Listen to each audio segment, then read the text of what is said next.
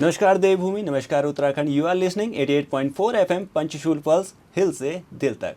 साथियों, जैसा कि आप जानते हैं कि उत्तराखंड में मानसून ने दस्तक दे ही दी है और मानसून आने के साथ साथ अपने साथ लाता है बहुत सी परेशानियां, और अक्सर हम उन परेशानियों को नाम देते हैं आपदा का। हर साल आपदा के कारण उत्तराखंड जैसे पर्वतीय राज्यों में जान माल का काफ़ी नुकसान होता है। इसी विषय पर और अधिक जानकारी और सुरक्षा प्राप्त करने के लिए आज हमने इन्वाइट किया है हमारे आज के खास मेहमान। इसी विषय पर और अधिक जानकारी प्राप्त करने और सुरक्षा संबंधी विचारों को जानने के लिए आज हमने इन्वाइट किया है हमारे आज के खास मेहमान आपदा प्रबंधन विभाग से माननीय श्री भूपेंद्र मेहर जी को। सबसे पहले स्वागत करते हैं हमारे आज के खास मेहमान का। सर, बहुत बहुत स्वागत है आपका पंचशूल पल्स पर। धन्यवाद ऋषि जी। सर, कैसे हैं आप? मैं बहुत सही हूँ, आप बताइए। बढ़िया सर।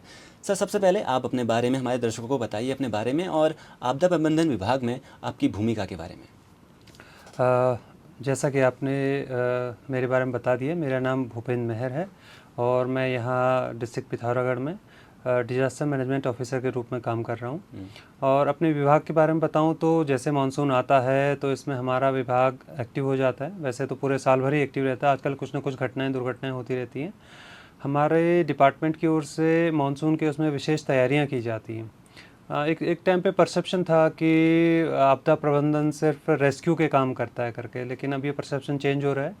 अब हम मानसून से पहले भी प्रिपेयर्डनेस का काम करते हैं, मानसून के दौरान रिस्पांस होती है और उसके बाद रिकवरी का काम होता है। तो मानसून से पहले और मानसून के बाद में सभी चीज़ों के लिए काम किया जाता है। ओके सर, जैसे उत्तराखंड जैसे पर्वतीय राज्यों में और हमारे जैसे पिथौरागढ़ की हम बात करें, अक्सर इन जगहों पर कौन कौन सी प्राकृतिक आपदाएं देखने को मिलती हैं?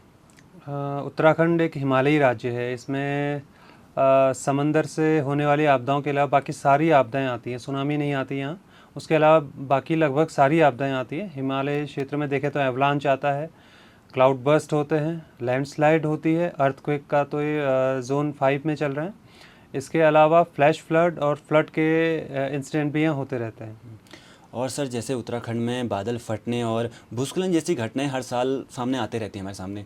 इन चीज़ों से बचने के लिए आप क्या क्या तैयारियां करते हैं और क्या क्या चीज़ें इसमें अभी चल रही हैं? जैसा कि मानसून में अलग अलग टाइप की आपदाएं आती हैं, इन सभी की तैयारियों के लिए हम अलग अलग चीज़ों पे फोकस करते हैं। जैसे लैंडस्लाइड है तो अगर ये कहीं सड़क के आसपास पे हो रहा है तो कंसर्निंग रोड वाले डिपार्टमेंट के द्वारा उन सभी सड़कों पे वल्नरेबल पॉइंट चिन्हित किए गए हैं, जिसमें उन वल्नरेबल पॉइंट के आसपास में जेसीबी, पोकलैंड और आदि जो मशीनें हैं वो डिप्लॉय हो जाती हैं। इसके अलावा जो अगर वल्नरेबल विलेज हैं तो वहाँ पे उन विलेज में जिन जिन मकानों को खतरा है उनको मानसून से पहले ही शिफ्ट कर लिया जाता है। जो उनमें रहने वाले जन और पशु हैं उन सभी को पहले शिफ्ट कर लेते हैं और सभी डिपार्टमेंट के साथ पे हम लोगों की कोऑर्डिनेशन काफ़ी अच्छी रहती है। ओके सर, आपदा प्रबंधन में नई नई तकनीकों और नए नए उपकरणों की क्या भूमिका है अभी? आपदा प्रबंधन के लिए इस समय काफ़ी सारी अच्छी चीज़ें आ गई हैं। जैसे सबसे मेन जो मानसून का रहता है, इसमें वेदर का प्रिडिक्शन बहुत ज़रूरी है। तो अभी हमारे पास यहाँ पे डॉपलर रडार है जिसकी रेंज यहाँ पिथौरागढ़ कवर करता है पूरा, तो मौसम के बारे में सटीक जानकारी दे रहे हैं। और 3 घंटे का एक नाउकास्ट आता है, वो तो लगभग 90% से ऊपर तक की एक्यूरेसी देता है। इसके अलावा यहाँ पर ड्रोन है जो किसी भी इमरजेंसी में सामान ले जाने या सर्वे के लिए काम करते हैं। जीपीएस टैगिंग हो रखी है वल्नरेबल एरियाज़ पे, और बहुत सारी ऐसी टेक्निक्स हैं जिससे किसी भी रेस्क्यू के दौरान हेल्प ली जाती है। ओके सर, जैसे स्कूलों, कॉलेजों और ग्रामीण क्षेत्रों में लोगों को जागरूक करने के लिए ऐसा कोई प्रोग्राम चलाया जा रहा है या कुछ ऐसी चीज़ें बताई जा रही हैं, उस बारे में थोड़ा हमारे दर्शकों को बताइए। मेरा तो ये मानना है कि आपदा प्रबंधन सबसे मजबूत आपदा प्रबंधन तब होगा जब पूरा समुदाय एक साथ चलेगा। इसमें हमारी ओर से अभी एनसीसी के बच्चों को ट्रेनिंग दी गई है और वो ट्रेनिंग लगातार चल रही है। इसके अलावा अन्य स्कूल में भी ट्रेनिंग चल रही है। विलेज लेवल पे जो कम्युनिटी होती है उन लोगों को भी हम समय समय पे ट्रेनिंग देते रहते हैं। इसके अलावा जो हमारे तहसील पे जो कर्मचारी हैं उनको भी इक्विपमेंट और बाकी चीज़ों की ट्रेनिंग हम देते रहते हैं। ओके सर, जैसे आपदा कहीं पे आती है तो हमें विभिन्न विभागों से उनकी सहायता लेनी होती है, तो इन विभागों के बीच समन्वय कैसे स्थापित किया जाता है? यहाँ आपदा किसी एक आदमी की या किसी एक डिपार्टमेंट के ऊपर डिपेंड नहीं होता है, इसलिए सारे डिपार्टमेंट की कोऑर्डिनेशन बहुत ज़रूरी होती है। इसलिए इसके लिए महीने में लगभग 2 से 3 मीटिंगें हमारे डीएम साहब की अध्यक्षता में होती हैं, जिसमें हर डिपार्टमेंट को निर्देश जारी होते हैं कि अगले कुछ दिनों में उनके द्वारा क्या क्या कार्य किया जाएगा, मानसून के दौरान कैसे वो लोग एक्टिवेट रहेंगे, सबकी अपने रोल्स एंड रिस्पॉन्सिबिलिटी हैं जिसके बारे में उन लोगों को टाइम टाइम पे बताया जाता रहा है।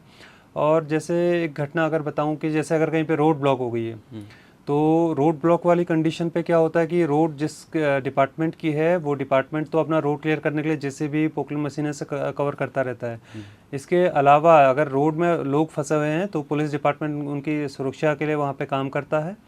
और अगर पब्लिक को किसी प्रकार की परेशानी रेस्क्यू करने की ज़रूरत पड़ती है तो एसडीआरएफ एनडीआरएफ की टीमें यहाँ ज़िले में हैं, वो उनकी हेल्प करती हैं। और अगर रोड लंबे समय तक बाधित रहती है या किसी प्रकार की और परेशानी रहती है तो पब्लिक के लिए पानी, जूस, कोई फूड आइटम वो प्रशासन के द्वारा उपलब्ध कराया जाता है। ओके सर, आप हमें बताइए थोड़ा सा कि आम नागरिकों को आपदा के समय कौन कौन सी सुविधाओं का ना कौन कौन सी चीज़ों का ध्यान रखना चाहिए जिससे कम से कम नुकसान हो और जान माल की हानि कम से कम हो।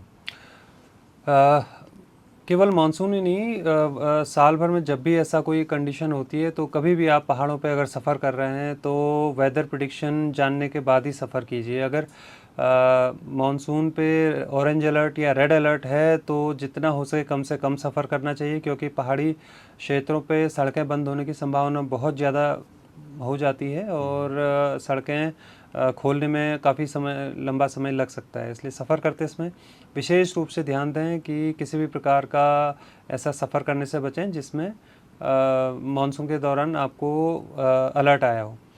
ओके सर, आपसे मैं एक लास्ट सवाल और पूछना चाहूँगा कि आप हमारे यहाँ के युवाओं को, यहाँ के लोगों को क्या राय देना चाहेंगे कि आपदा के समय आपदा के लिए जागरूक रहें और उसके लिए पहले से प्री प्लान उनके लिए हो और तैयार रहें आपदा के लिए। आपदा के लिए सभी लोगों से मेरी यही राय रहेगी कि आप किसी भी आपदा की या इमरजेंसी सिचुएशन में सबसे पहले तो पैनिक ना हो, क्योंकि घबराहट उन सब चीज़ों को बढ़ा देती है, उसके जो खतरे होते हैं उनको कई गुना बढ़ा देती है। किसी भी प्रकार के पैनिक ना हो। और गवर्नमेंट एडवाइजरी जारी करती है, कोई भी ऐसी कंडीशन होती हैं जिसमें प्रशासन की ओर से कोई एडवाइजरी जारी होती है, उनको फॉलो कीजिए। सोशल मीडिया पे बहुत सारी चीज़ें भ्रामक फैल जाती हैं, बहुत तेज़ी से फैलती हैं, उन सब चीज़ों को अवॉइड करें, किसी अन्य के साथ साझा भी ना करें। सर, आपका बहुत बहुत धन्यवाद। आपने अपने बिजी शेड्यूल से अपना समय निकालकर हमारे साथ अपनी राय प्रस्तुत की। उम्मीद है कि आपकी राय से, आपके विचारों से हमारे पिथौरागढ़ की जनता, हमारे उत्तराखंड की जनता आपदा के न्यूनीकरण को कम से कम करने का प्रयास करेगी और इससे ज़रूर कुछ ना कुछ सीख लेगी। कि अपना कीमती समय देने के लिए आपका बहुत बहुत धन्यवाद। धन्यवाद ऋषि। ओके, धन्यवाद सर।